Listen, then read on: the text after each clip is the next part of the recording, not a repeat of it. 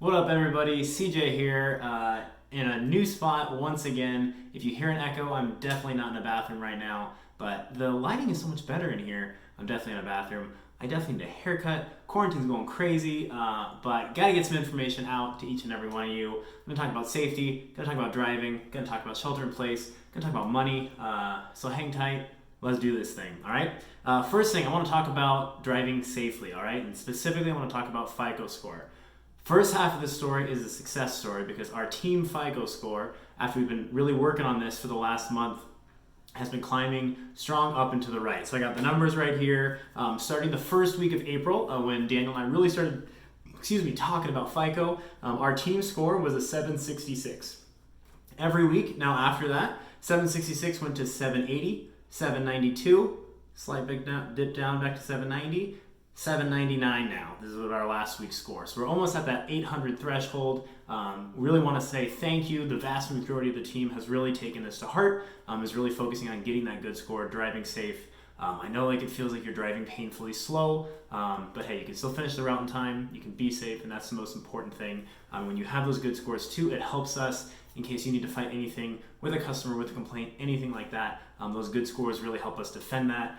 Accidents, claims, that whole thing just makes everything better. So drive a little slower. We really appreciate that. The other side of that coin, as we announced a handful of weeks ago now, we require that 740 score or higher in order to get the hours bonus on your paycheck. So this is the second paycheck that's been in effect.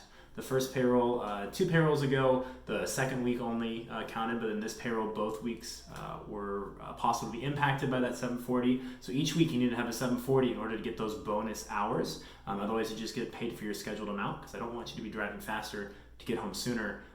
It's not good incentives there.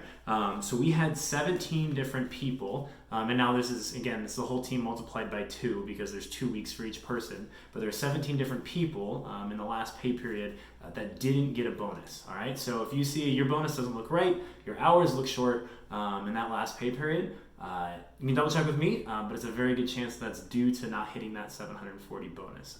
So need you to drive safe. The team in general is doing better. We have a lot of success stories. We have people who are in the 400s, people who are in the 500s, who are now consistently driving over 800, logging all their hours. They're not playing any games. They worked with Daniel. They're driving safer, and we appreciate that. That's what we need from the whole team. So just want to do that shout out.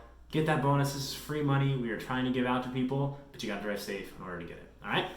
Number 2, I mentioned this in a stand-up, so there's a few people, whoever was working that day might remember it, but I have more details on this. I mentioned a bank error in your favor. I'm not going to go into too many details here, but the long story short is we got more money into our account than I think we should have gotten, and instead of Daniel or I keeping that, we're giving it back to you. So what we did was during the week that happened, where we got a few extra dollars, we looked at everyone who would have gotten a normal $15 or $25 bonus.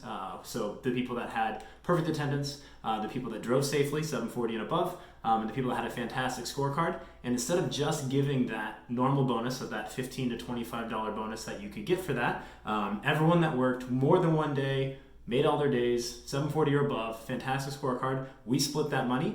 So there are 37 people that are going to see an extra $64 on that paycheck. That's a thank you to you. That's 37 people that deserve some extra money, extra bonus. Just like the game of Monopoly, bank error in your favor, collect $25. Well, this one's 64, so we're better than Monopoly. All right? So you'll see that in your paycheck coming on this Friday. 37 different folks coming your way. It'll be in the incentive bucket is where I added that in.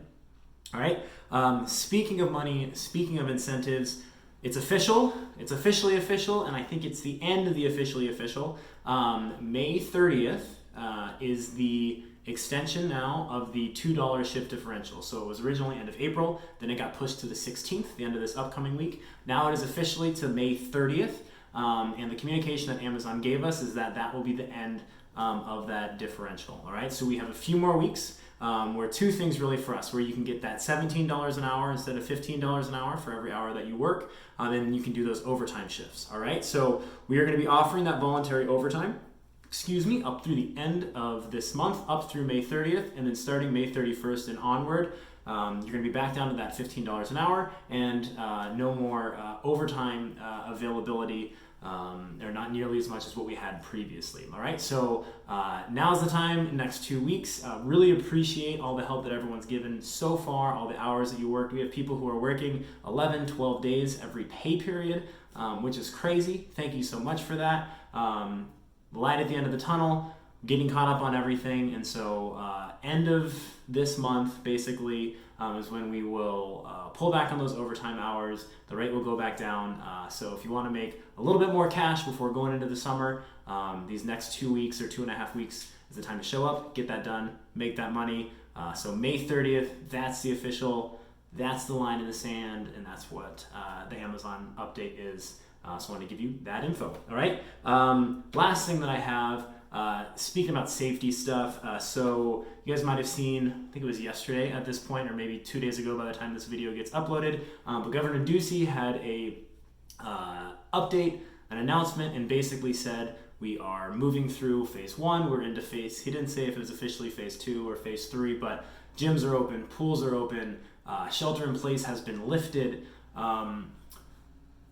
My opinion, I think it's a little premature for this. I do think that Arizona, it's good. The things that they look at, hospital beds, ventilators in capacity, I think we did really well at getting those check marks, and those do look like they're in a good spot. But the thing that concerned me is that there was one number where you could either have a decline in cases, so our case count of COVID is flat or declining for 2 weeks, or you could have the percentage of tests that came back are declining. That came back positive were declining. The problem with that is, so if you look at the chart that they show, over the last 4 or 5 weeks now, the percentage of tests coming back is lower, which looks great. But then if you actually compare that to the number of cases we have, it's going up and to the right. And it's a numbers game, and it's how many people you're testing and the availability of things, and I get there's a different way to mix data. Just the way that I look at it, as there are still a lot of people who have corona. There are more people each day that have corona than I had it previously, and so the shout out I have to you as our team, as humans, as people. I care about everyone listening to this video. I care about our state. I care about our country. Please, please, please still stay safe. I know there's going to be people, I've already seen pictures and restaurants and everything where things are just going crazy, and people are like, it's back to normal. My ask is my opinion. There's nothing official, there's nothing medical here, but it's still be safe. Still practice that social distancing. We have those rules still in place at work for masks and things like that, and 6 feet rule. Please take that outside of work too. The way that I look at it is we've worked so hard over the last 2 months working with these restrictions. It would really be unfortunate if we just went back to normal too quickly, and by not being safe during that time, put us, the team, the state, the country in a worse off spot. That's the fear that I have looking at all this, and hopefully a couple months from now we can look back and be like, hey, CJ was crazy, it wasn't that bad, but I would rather do that than a couple months from now be like, man, I wish we had just sheltered in place a couple weeks longer. So that's my public service announcement. That's my opinion. Regardless of which way you think about it, I'm happy to talk, answer any questions you might have about that. But be safe out there. There's still people with coronavirus, still people can get sick, still people that can get very sick from this, and I don't want that to happen to any of you or any of your loved ones. All right, that's all I have for this. Finally, a video under 10 minutes. Let's celebrate. Drive safely, 740 and above. The team is crushing it. We're getting better every week. I want you to get your bonuses, so make sure you're doing that. Bank error in your favor. 37 different people on our team are getting a $64 bonus added on to their paycheck. You deserve it. I don't need it. You got it. Go. And May 30th is the deadline. So we got 2 more weeks, $17 an hour, overtime out the wazoo. Get that money, get paid, have fun, be safe.